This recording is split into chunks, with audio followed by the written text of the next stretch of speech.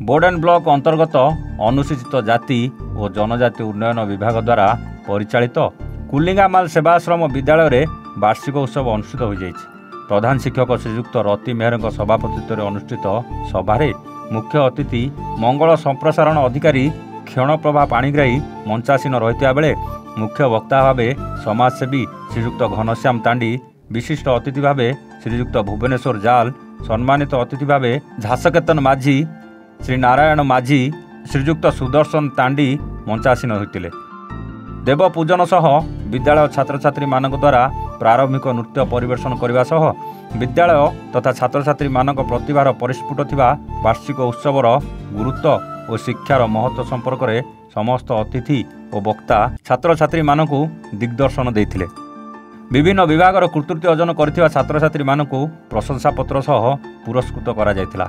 प्रधान सेवक तांको अभिभाषण रे किछि मुख्य समस्या गुड़िक कहिथिले। बड़ समस्या होछि ए विद्यालय रे प्रथम रु अष्टम श्रेणी पर्यंत थिबा बेले श्रेणीगृह अछि 5टी, जहाँकि पाठ पढ़िबारे बहुत असुविधा होता बेले उक्त आश्रम विद्यालय रे छात्री माने मध्य आश्रम रही शिक्षा अध्ययन करुछन्ति। हेले गोटे शिक्षयित्री आवश्यकता रही ता पूरण करिया पई मंचासीन रहितबा अतिथि माने मुख्य अतिथि को निवेदन करथिले। एही कार्यक्रम को शिक्षक श्रीयुक्त श्यामसुंदर सुनानी मंच परिचालना करथिबा बेले शिक्षक श्री सुनीत कुमार हंस धन्यवाद अर्पण करथिले। एही कार्यक्रम को सेवक श्री गोवर्धन हंस सह समस्त सेवक सेविका सहयोग करथिले। एही कार्यक्रम रे विभिन्न सरकारी सेवाश्रम शिक्षक माने उपस्थित रहिथिले। छात्र छात्री द्वारा नारी शिक्षा को नहीं एक सुंदर नाटक परिवेषण होता जहाँकि हृदयस्पर्शी होता।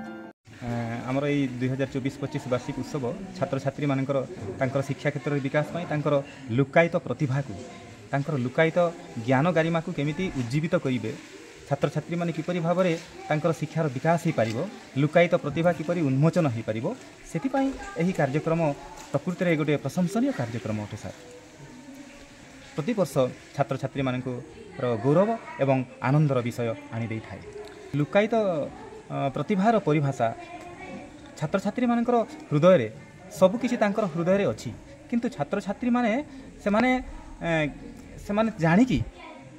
जानिकी सेमाने कोनोसी ज्ञान को सेमाने बाहर प्रकाश करिया पाउ सेमाने केतेबेले छात्र छात्री माने केते अछंती सेमाने कुंठाबोध करंती, किंतु सबु छात्र छात्री मानकर गहन रे गोटे उत्साह माध्यम रे गोटे पर्व माध्यम रे जदि एटा जदि संगठित हुए ताहेले छात्र छात्री मानकर गोटे स्वाधीनता आसी थाए। तांकर हृदय रु जो ज्ञान जो गारिमा सेमाने ज्ञान गारिमा जोटा शिखिछंती, जो ज्ञान विज्ञान सेमानकर पाखरी अछि, सेटा सभा मध्य रे लोक मानकर सामना रे निर्भय भाव से माने प्रकाश करि पारंती। एटा होची तार परिभाषा। आज्ञा वार्षिक उत्सव पई पिला मानकर ए वार्ता देबी जे प्रति वर्ष से माने एई प्रतिभा रे विकास पई प्रतिभावान नागरिक प्रतिभावान छात्र छात्री हेबा पई से मानकु आगरु से माने प्रस्तुत करिबाकू पड़िबो।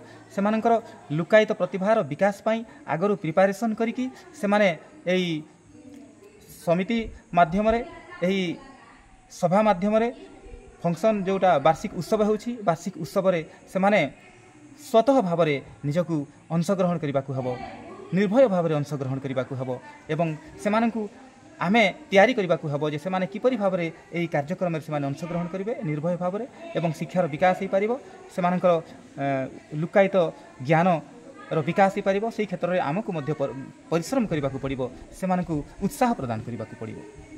नुआपड़ारू गणेश चंद्र बाग का रिपोर्ट, एवान ओडिशा।